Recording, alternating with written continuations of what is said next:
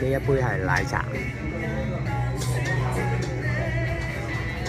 呢一杯係鴛鴦。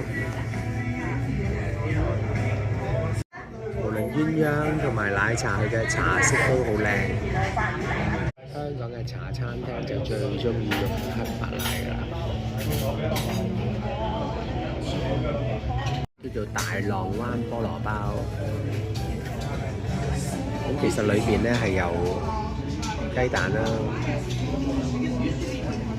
青瓜啦、番茄同埋午餐肉嘅，仲有塊菠蘿。由呢個角度去睇，你就見到裏邊厚厚嘅午餐肉啦，同埋個菠蘿包係好嫩嘅。雞髀嚟咗啦！哇，好大隻啊！呢個雞髀，轉一轉俾大家睇下，加埋啲薯條啦，個份量都 OK 喎。